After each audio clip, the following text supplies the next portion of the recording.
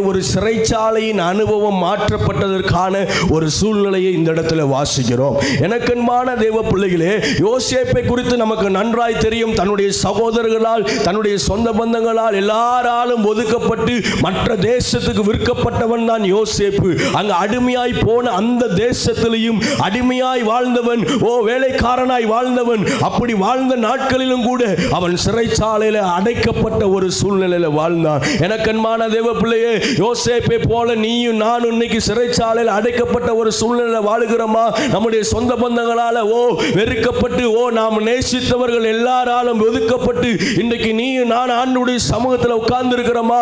இன்னைக்கு ஆண்டவர் சொல்லுகிறார், யோசேப்பை உடைய சிறையிருப்பை கர்த்தர் என்ன பண்ணினார்? திருப்பினார். ஏன் என்று சொன்னால் 2வது வசனத்தில் வாசித்தல்லவா, யோசேப்போடு கர்த்தர் இருந்தார், எனவே அவன் காரிய சித்தியுள்ளவனாய் இருந்தான். ஹல்லேலூயா, ஹல்லேலூயா.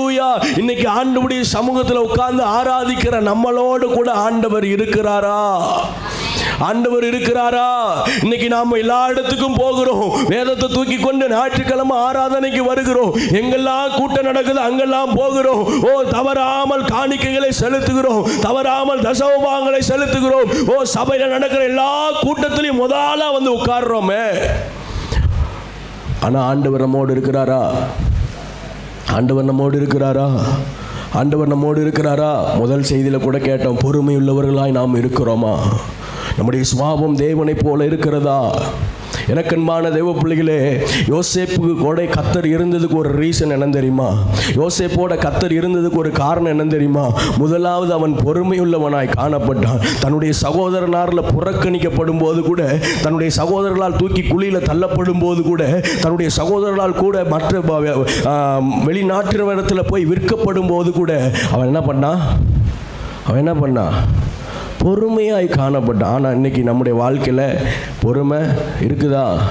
நம்முடைய வாழ்க்கையில் பொறுமை இருக்குதா? நம்முடைய வாழ்க்கையில் பொறுமை இருக்குதா? நம்முடைய வீட்டில் ஏதாவது ஒரு காரியத்தில் நம்முடைய சொந்த பந்தங்கள் நம்மளை என்ன பண்ணும்போது, எதிர்த்து பேசும்போது நம்ம என்ன பண்ணுறோம்? பொறுமையோடு காணப்படுகிறோமா? யோசித்து பார்க்க வேண்டும். நீங்கள் பொறுமையோடு காணப்பட்டீங்கன்னா கர்த்தர் உங்களோட இருக்கிறார்னு அர்த்தம். ஆமென். நீங்கள் பொறுமையோடு காணப்பட்டீங்கன்னா கர்த்தர்